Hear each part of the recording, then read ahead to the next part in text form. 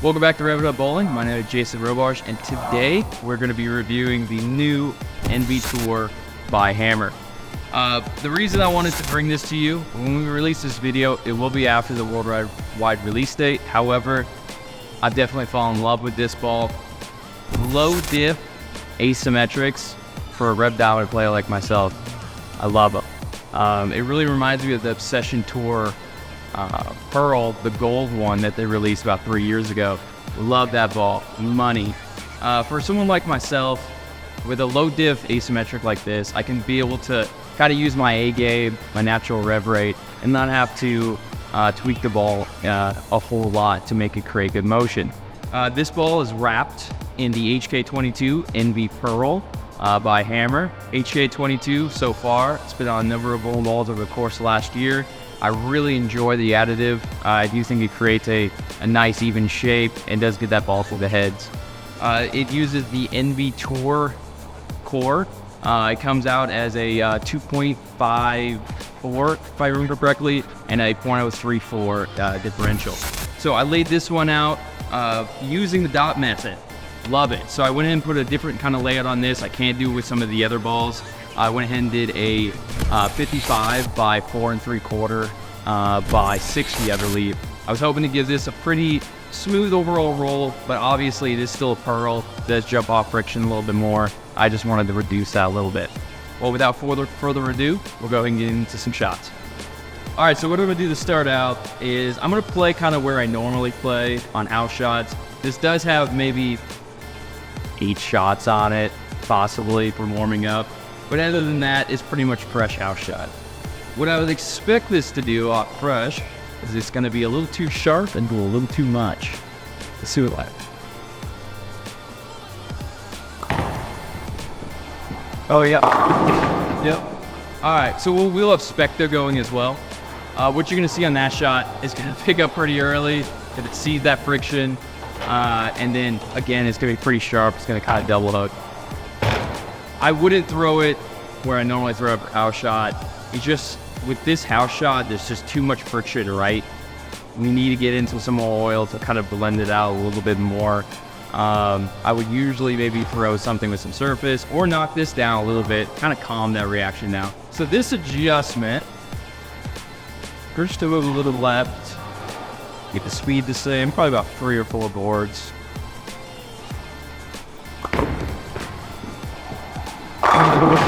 Alright, so about 4 boards is enough. I think I got it about to 9 down lane.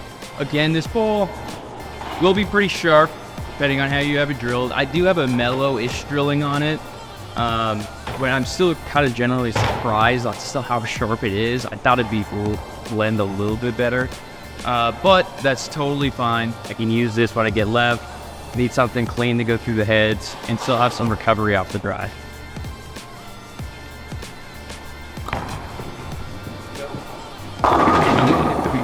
Alright, not too bad.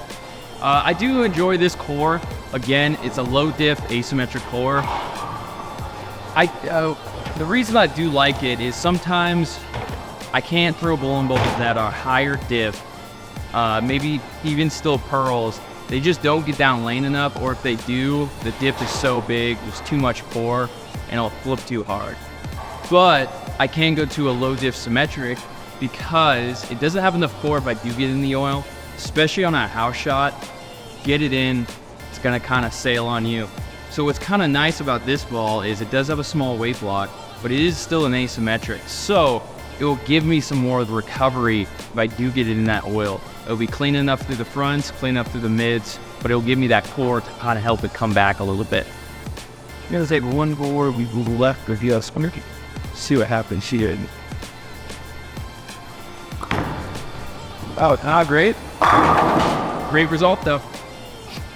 That did not deserve an A-pin. I did not deserve that. That was a terrible shot.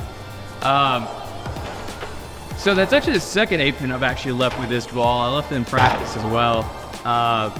It hits like a truck, I will say. With a low diff core, sometimes it can get kind of pukey as far as going through the pins, just because of that flaring a ton. This ball, on the other hand, it hits pretty well. Yep. Race too. All right, so I did like that. The common problem on this house shot, and honestly most house shots at higher ratios, get the ball right fast, takes off. Get the ball in, you don't have enough power or at least friction, it's just not gonna make it back to the pocket.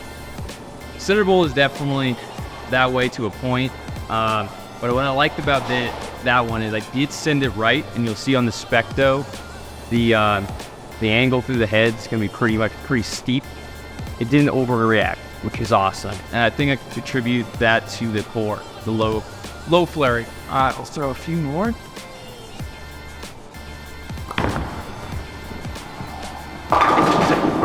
Hit up on the helmet. That's all right. So what we're gonna do is throw maybe 1 or 2 more shots. I'm gonna get kind of deep with it, check the recovery on it, see how far I can kind of send it right before it stops back in the back. I'm thinking I can get probably pretty far left with this ball. Obviously, I have to adjust a few things to change the angle a little bit. But I would expect me to be able to get much more full left than right with this one, especially considering it's a furrow. All right, on this one, I'm gonna move about 5 left. What I'm gonna try to do is try to get a left of 4th arrow, get it right of 2nd arrow. I'm trying to create a big angle, or sorry, 10 board down line. Try to create a big angle.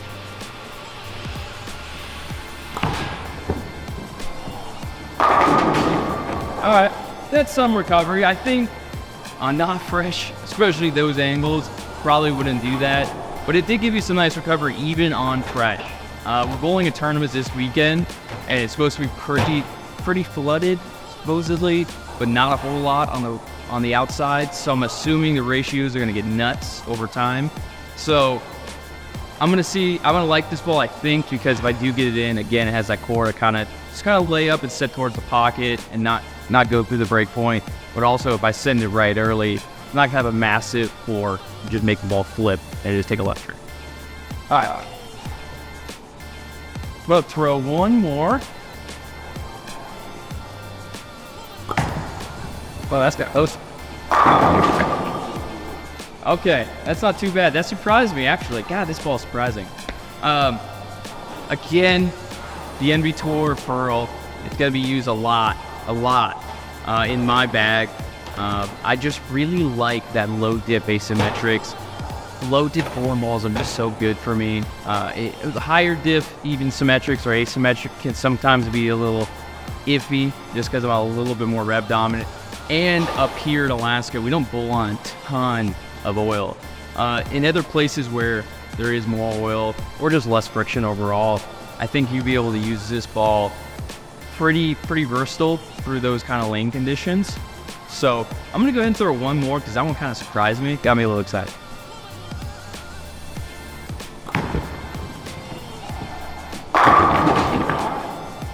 Well, pretty versatile, a lot more than I expected. I don't expect me to get right with this ball, but definitely be getting the left works pretty well. What I want to hear from you guys though is in the comments. I want to hear what your thoughts are on the ball videos. Obviously, for Ace and I, my camera guy behind the camera, this is our second, third, fourth video, going back and forth between ball reviews, drillings, other stuff like that. I want to hear what your guys' thoughts are. I want to hear about the camera angles, the quality, the information given out. You know, do we need to make it a little more cinematic? Do we need to make it a little more informative?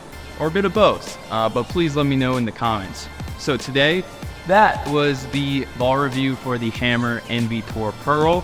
Please remember to like, comment, subscribe. Much love. Peace.